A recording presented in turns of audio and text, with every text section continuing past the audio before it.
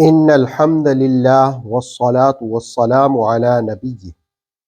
معجزہ کے لیے قرآنی الفاظ کون سے استعمال کیے گئے؟ سورہ بقرہ کی آیت نمبر 92 کے ضمن میں ہم ان باتوں کو جانتے ہیں۔ پہلے آیت کا ترجمہ ملاحظہ کیجئے۔ وَلَقَدْ جَاءَكُم مُوسَىٰ بِالْبَيِّنَاتِ، اور بے شک تمہارے پاس آئے موسیٰ علیہ السلام بینات کے ساتھ، کھلی نشانیوں کے ساتھ، دلیلوں کے ساتھ۔ ثم اتخذتم العجل من بعد، پھر اس کے بعد بھی تم نے بچڑے کو معبود بنا لیا۔ وانتم ظالمون، اور تم ظلم کرنے والے تھے۔ سورہ بقرہ کی آیت نمبر 92 میں 3 باتیں بیان کی گئی ہیں۔ پہلی چیز جو بیان ہوئی وہ موسیٰ علیہ السلام کو بینات کا ملنا۔ یہاں بینات سے مراد معجزہ ہے۔ قرآن نے معجزے کے لیے کون سے کلمات استعمال کیے؟ ایک تو بینہ کا کلمہ استعمال کیا سورہ اعراف میں، اور یہاں پر بینات اس کی جمع استعمال کی۔ اب موسیٰ علیہ السلام کو بہت سے معجزات دیے گئے، جن میں ید بیضا بھی ہے، اور پھر ان کے عصا کی کرامات بھی ہیں، پھر سمندر کا پھٹ جانا بھی ہے، فرعون کا غرق ہو جانا بھی ہے، پتھر سے 12 چشموں کا جاری ہونا بھی ہے، آسمان سے من و سلوہ کا نزول بھی ہے۔ اس طرح بہت سے معجزات اللہ رب العالمین نے عطا فرمائے۔ ان سب معجزات کا حوالہ بینات کہہ کر دیا۔ اس کا مطلب ہے قرآن مجید معجزے کے لیے جو لفظ استعمال کرتا ہے وہ بینہ یا بینات کا کلمہ ہے۔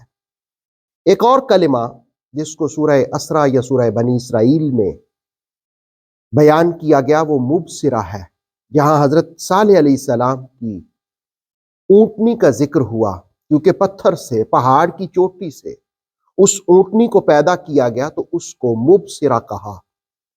یعنی معجزے کے لیے قرآن نے جو دوسرا لفظ استعمال کیا وہ مبصرہ۔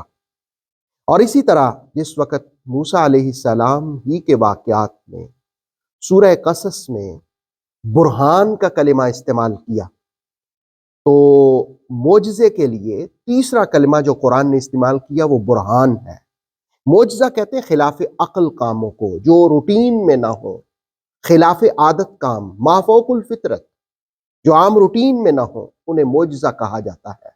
تو قرآن نے 3 کلمات استعمال کیے، بینہ، مبصرہ اور برہان۔ تو یہاں موسیٰ علیہ السلام کے معجزات کا حوالہ آیت نے دیا۔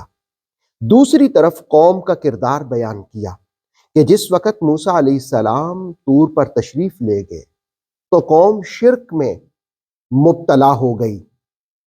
دراصل جو ابن الوقت قسم کے لوگ ہوتے ہیں وہ وقتی مفادات کو پیش نظر رکھتے ہیں۔ آپ دیکھیں جس وقت ہمارے ہاں الیکشن کا دور چلتا ہے تو بہت سارے لوگ نظریات کے ساتھ چلتے ہیں، آئیڈیالوجی کو قوت دیتے ہیں، لیکن بہت سارے لوگ ذاتی اور وقتی مفادات کو اختیار کرتے ہیں۔ تو ابن الوقت قسم کے لوگ بچڑے کی پرستش میں مبتلا ہو گئے۔ قرآن حکیم سورہ بقرہ کی 92 آیت نے دوسری چیز جس کا ذکر کیا وہ یہ ہے کہ تم بچڑے کی پرستش کرنے لگ گئے۔ اب بچڑے کی پرستش کرنا کیا ہے؟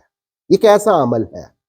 آیت نے تیسری چیز جو بیان کی وہ یہ وَأَنْتُمْ ظَالِمُونَ، اور تم ظلم کرنے والے تھے، اس لیے کہ اللہ کے سوا کسی اور کی پرستش کرنا، کسی اور کی عبادت کرنا، کسی اور کو معبود مان لینا، کسی اور سے حاجات طلب کرنا، یہ شرک ہے، اور شرک ظلم عظیم ہوا کرتا ہے۔